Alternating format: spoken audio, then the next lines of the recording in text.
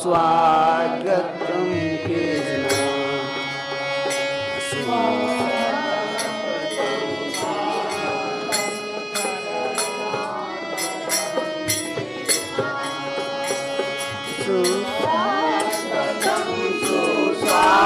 सुस्वागतम सुस्वागतम कृष्ण सुस्वागतम कृष्ण सुस्वागतम कृष्ण सुस्वागतम कृष्ण सुस्वागतम सुस्वागतम सुस्वागतम कृष्ण सुस्वागतम कृष्ण सुस्वागतम कृष्ण सुस्वागतम कृष्ण सुस्वागतम कृष्ण सुस्वागतम कृष्ण सुस्वागतम सुस्वागत सुस्वागतम सुस्वागतम शरणागतम कृष्णागतम कृष्ण सुस्वागतम कृष्ण सुस्वागतम कृष्ण सुस्वागतम कृष्ण।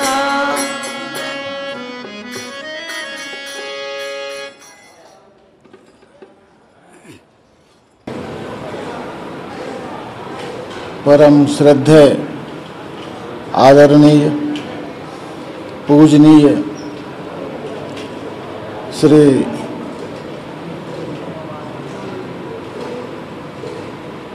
कृष्णकांत शर्मा साहब, परम आदरणीय श्री प्रभुदयाल शर्मा साहब और उनके साथ आप सभी महानुभाव मथुरा से चलकर हमारे जेल को पवित्र आध्यात्मिक शब्दों से सिक्त करने के उद्देश्य से इस कारा में संसमित रहने वाले सभी उन भाग्यशाली बंदियों को धन्य धन्य करने के लिए यहाँ पधारे। हम आपके इस पधारने से ही गौरवान्वित हैं और आपका हार्दिक स्वागत करते हैं। हम आशा करते हैं कि आपके अमृत वचनों से यह प्रांगण निश्चित रूप से सुगंधित होगा, आध्यात्मिक आशीर्वादों का जो चिर शांति और स्थिरता मानस मन में समाहित होती है वैसा होगा और हमारे बंदी लाभान्वित होंगे। समय कम है, इसीलिए मैं आदरणीय महानुभावों का ही अमृत वचन सुने। धन्यवाद।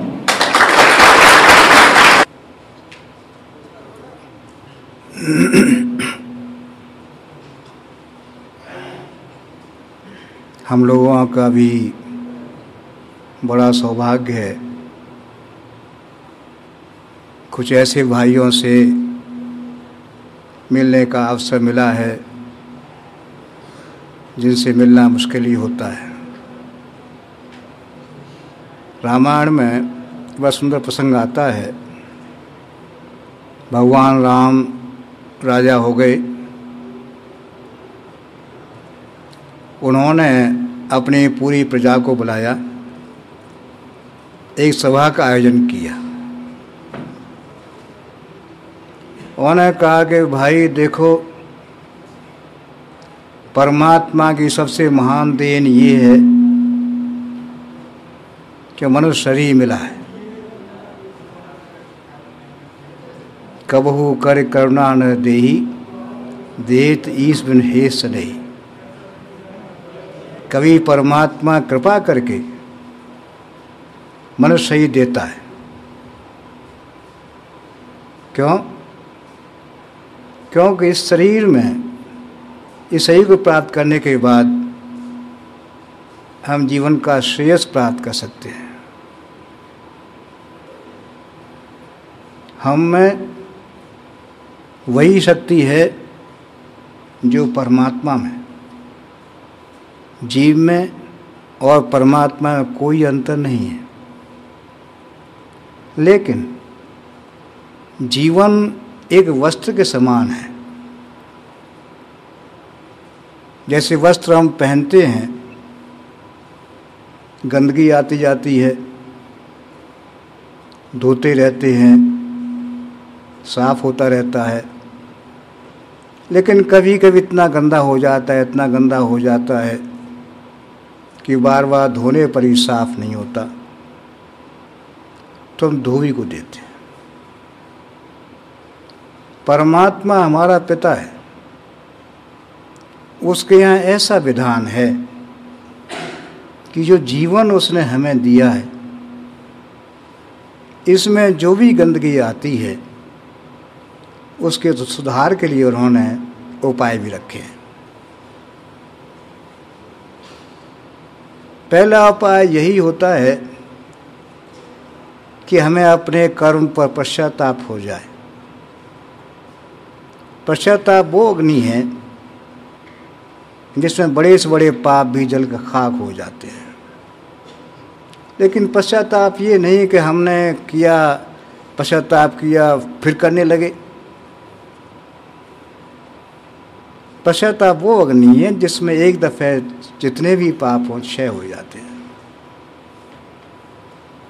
दूसरा उपाय उन्होंने लिखा कि भाई ऐसी कुछ दिव्य आत्माएं उन्होंने संसार में भेजी जिन्हें हम संत कहते हैं, महात्मा कहते हैं, जिनके संपर्क में आने से, जिनके दर्शन करने मात्र से हमारी बहुत सी गंदगी दूर हो जाती है। कुछ गंदगी ऐसी भी होती है तो संतों का साथ करने से धीरे धीरे कम होती जाती है और पवित्रता मिल जाती है। लेकिन कभी कभी इतनी गंदगी हो जाती है कि उसे हम साफ नहीं कर पाते, धोबी को देना पड़ता है। ऐसे ही परमात्मा के यहाँ विधान है यम का, जिसे हम कहते हैं यम यातनाएं। यम की यातना फिर भुगतनी पड़ती है। या तो हम स्वयं अपने पश्चाताप से शुद्ध हो जाएं, कोई हमसे गलत काम हुआ है, कोई हमारे जीवन में दाग लग गया है, तो स्वयं अपने पश्चाताप से साफ कर लें, या संत के समागम से उस बिंदु को धो लें। नहीं तो हम ऐसा भी नहीं करेंगे तो हम वही यम की यातना भोगनी पड़ेगी। ऐसा विधान यहाँ सभी करते हैं कि हम में जो बुराइयाँ आ रही हैं वो निकलती जाएं। ये स्थान जहाँ हम और आप सब बैठे हैं, जिसे आप जेल कहते हैं, कारागाह कहते हैं, इसे महात्मा गांधी ने मंदिर कहा है। उन्होंने अपने कई ग्रंथों का रचना इसी कारागार में की। कई संतों को हम देखें, बालकृष्ण गोखले और बहुत ऐसे महापुरुष जेल में ही रहे, लेकिन बार बार अपनी प्रक्रिया, बार बार अपना स्वाध्याय से उन्होंने उस अवस्था को प्राप्त कर लिया जो अच्छे अच्छे लोग नहीं प्राप्त कर पाते। जेल कोई खराब जगह नहीं है, बल्कि सुधार गृह है। हम अपने को सुधारें पश्चाताप से, भगवान के ध्यान से, संतों के समागम से। ये हमारा जीवन पवित्र हो जाएगा, ये दाग निकल जाएंगे। आप जानते हैं गंदगी सबको बुरी लगती है, शुरू में मालूम नहीं पड़ता, लेकिन ज़्यादा गंदा हो जाता है, स्वयं को बदबू आती है, करे ये क्या है। संत के समागम से सारा शुद्धि हो जाती है। हम एक दृष्टांत इसमें देना चाहेंगे। एक सरदार भाई थे, मैं पंजाब गया था, उन्होंने अपना सुनाया था कि मैंने 2 कत्ल कर दिए और उस कत्ल के इल्ज़ाम में मुझे जेल जाना पड़ा, मेरा आजीवन कारावास हो गया। वहाँ पर और ऐसे साथियों का साथ मिल गया, मैं और बिगड़ गया। सुधार तो नहीं हुआ, बल्कि उनके साथ रह के और बिगड़ गया।